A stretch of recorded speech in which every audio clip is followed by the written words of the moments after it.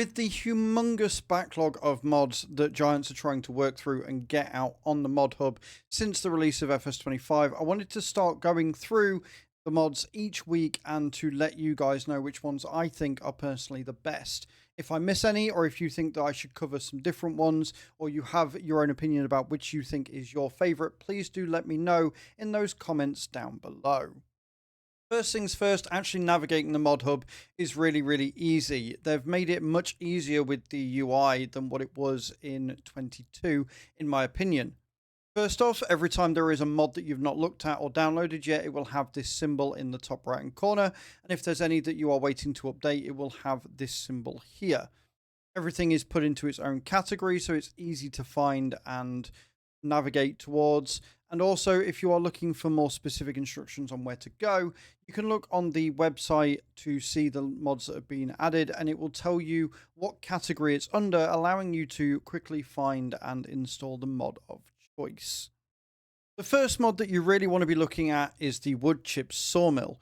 This is a crossplay mod, and it will allow you to place down a sawmill that takes wood chips as a usable source to make your planks, long planks, prefab walls, and wooden beams. There are a couple of them. You've got the sawmill, which is going to cost you 200,000, or you've got the Wood Miser LT15, which will cost you 150,000 to place down. So they're actually a little bit cheaper than your wood sawmills from base game. Interestingly enough, when you put down the small sawmill, it's actually bigger than the normal one. I don't quite understand that, but hey ho, it's all good. But this is what they both look like. You've got your sawmill here where you can put your wood chips and your normal wood. You've got your managing points, you've got your sell point and your production point there, and then you've got your small one over here, which again, you've got your input points, you've got your drop-off points, and you've got your selection points. If we look at what the sawmill can take as well as what it can make, you can see it separates the wood and the wood chips down here, and then you can input 140,000 litres of wood or 200,000 litres of wood chips, which will store 100,000 litres of planks, 70,000 litres of planks long, 35,000 litres of prefab walls, and 45,000 litres of wood beams. For 416 wood, you will get 275 planks long. The only thing I would say about this mod is it would be nice if it actually stated under here how many wood chips it would be for how many planks long. On the mod description, it does state that it will be double the amount for wood. So if you put wood chips in, you will get double the amount of production. But it would be nice if it actually stated it down here. And it's the same with your small sawmill, which will do 50,000 litres of wood, 90,000 litres of wood chips. It does not do prefab walls. It does planks long, and wooden beams, 50,000, 30,000, and 22,000 litres. 208 wood will make 138 planks. So all in all, they're both pretty good. I would say probably you're better off buying the full sawmill, as it's only £50,000 more and takes up less space and has more storage. Overall, though, this is a cracking mod that's going to really give you and your wood production much more output and give your wood chips a bit more worth other than just selling. The first of two selling point mods I want to cover in this week's mod roundup is the wholesale mod. This is a really nice aesthetic to add to your farm, as well as giving you way more produce that you can sell back to the game to make yourself some more money and to get rid of extra bits that you don't necessarily want. You can sell pretty much all of the base products. There are a couple of things that you still can't sell there though, things like your twine and your granny wrap and things like that, pallets of things you can't actually sell.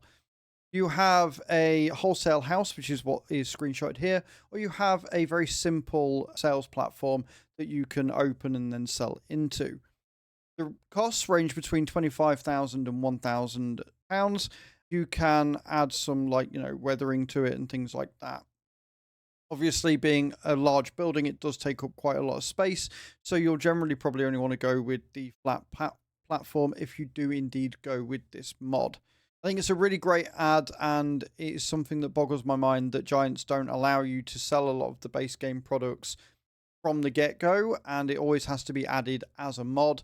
And I know that myself and other players have been waiting for mods like this one and the other mod that I'm going to be showcasing soon enough for a long time. It does boggle the mind at how long it's taken to actually get a dedicated sell or mod in the game.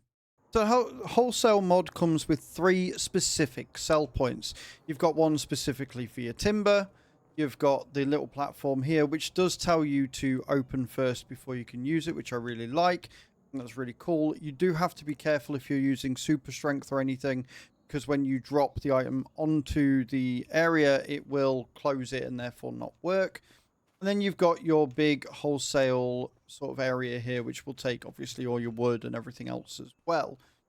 What's really nice is that when you add this, if you go to your price list, you will see that there will now be a wholesale add-on, which will show you what sells for how much, which means that things that you couldn't sell before, you now can. So your road salt, for example, you can sell at this wholesale point. One bad thing about this is that unlike on 22, where it would have literally everything listed here, whether you could sell it or not, there are certain things which it does not list. So you're going to have to try and figure out how much it is.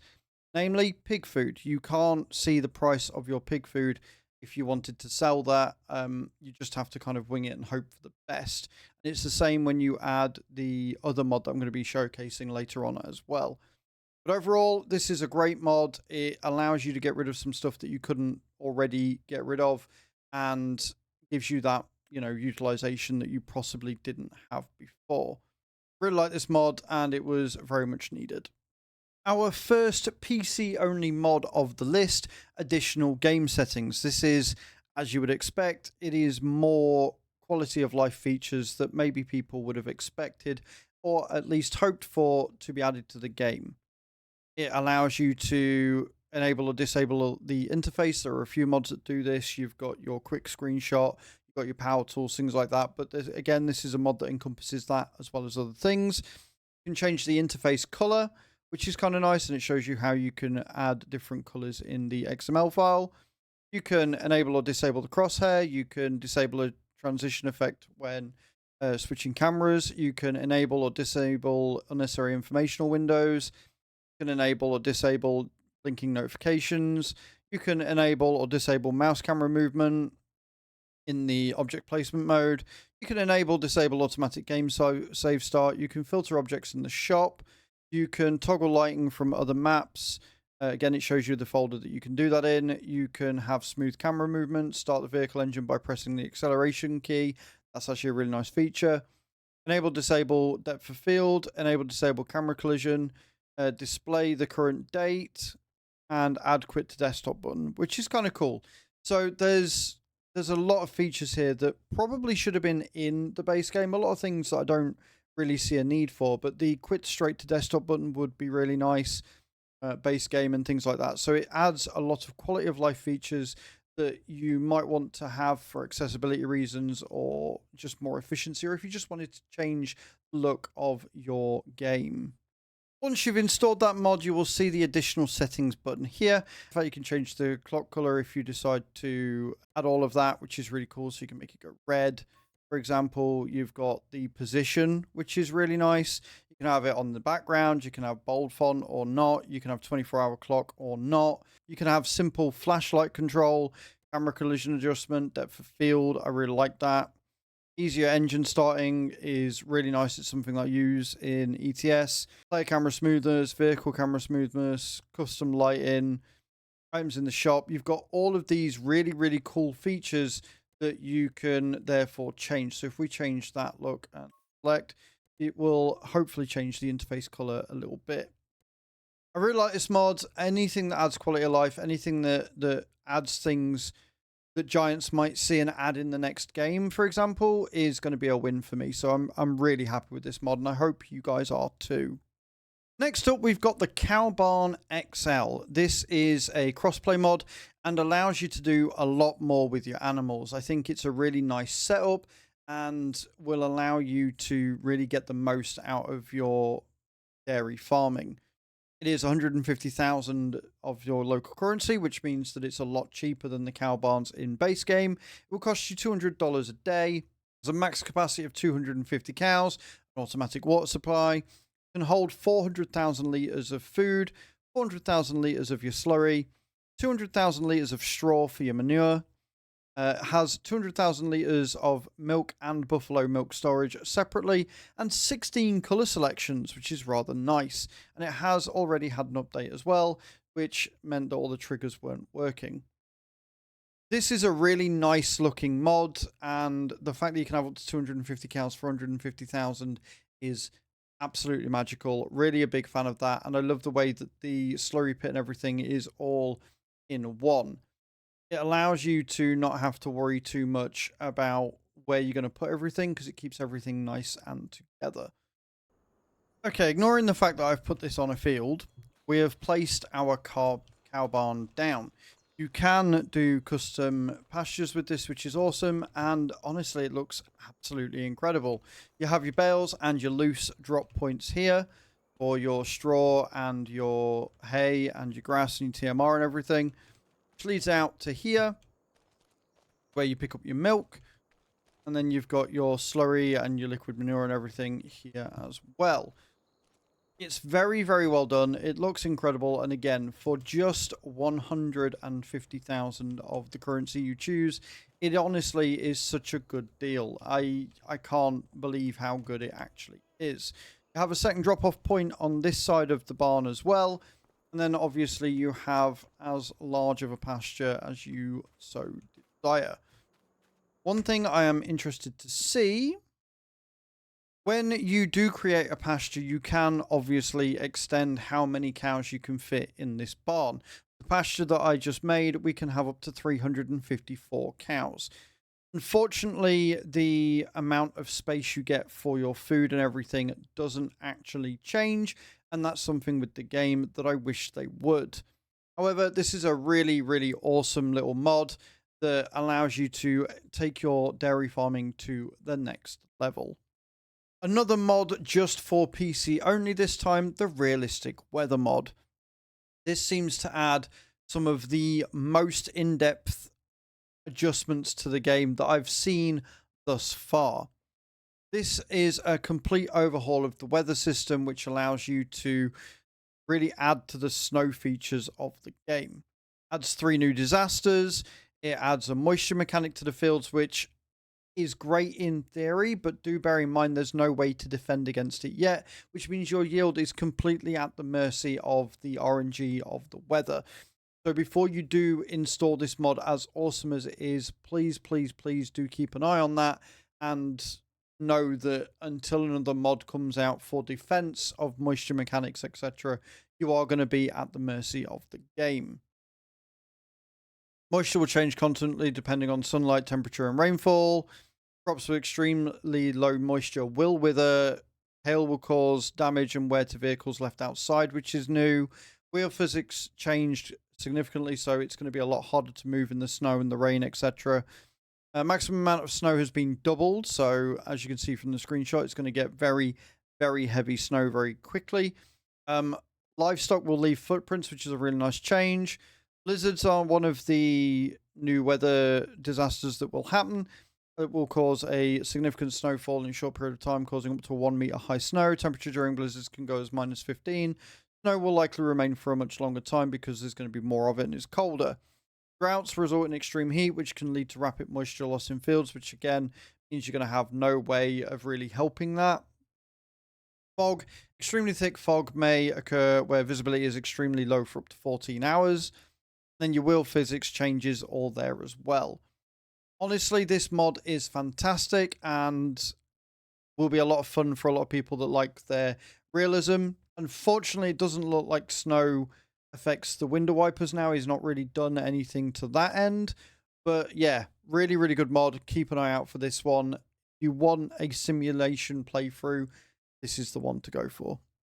Possibly the most anticipated mod of 2025, the Sell Everything container. This is by Schultz Modding and is one of the most common and most requested for mods that I have seen ever. And it took Giants so long to get it out, but it is finally here and it is better than ever. It comes with 3 different selling aesthetics, but they all do exactly the same thing, and they are all the same price of just 1,000 of your chosen currency. It allows you to sell literally anything and everything from the farm, including your ranny wrap, your bale twine, any pallets of anything you can think of in the store you can get rid of at this container. This makes it better than the wholesale mod because of the range of things you've got. But aesthetically, if you don't want just a pile of containers on the farm, the wholesale mod will do virtually everything else for you. So it's really down to personal preference which one you want. And here they are. You've got your long platform here. You have your short platform here. And then you've got the much improved from 22 container selection here. They are simple, they are cheap, and they do exactly what they say on the tin. Exactly the same as the wholesale mod. If you go to your prices and you click on something, it will come up here and show you which one is which and how much money you can get from your produce. Lastly, we cannot have a mod roundup without a set of tractors, and we definitely cannot have a mod roundup when there is a duetz mod available. As everybody knows, these are my favorite tractor brand on the farm, and when I saw these, I immediately downloaded just for the sake of it. This is the DX3 series. They are small tractors. They range between 16,750 for the two-wheel drive or 19,750 for the four-wheel drive, with 65 to 71 horsepower and a maximum speed of 30 kilometers per hour. This is so awesome to have these on the field if you're looking at doing an old school or small farm. Once you've installed your mod, you can then go in, buy and customize your tractor. Interestingly enough, the four-wheel drive does come with the option of fenders, whereas the two-wheel drive does not, but everything else is exactly the same. Unfortunately, you can't change the color of your tractor even if you have the unlimited color schemes on. It is not an option for this mod, which is a little bit of a shame for me, but you can add a canopy, you can up the engine size all the way up to 71 horsepower, you can change your wheel types to many different customization figures. You can add beacons if you want, and like I say, on the four-wheel drive, you can have beacon front fenders or not. You can also add a front way, and you can also add a front loader attacher. This is a cracking little mod and a beautiful little old school tractor. Definitely one of my fast favorites on the farm if you are going for a small or old school type farm playthrough. So there you have it. They were my favorite mods from last week, from the 3rd of February all the way up to the 10th. I really enjoyed some of these mods, and if I missed any that you think I should have covered, please do let me know in those comments down below, and I look forward to seeing you next week when we cover the next week's mods. Thank you very much for watching. Don't forget to hit that subscribe button. I'll see you all next time. Ciao, ciao.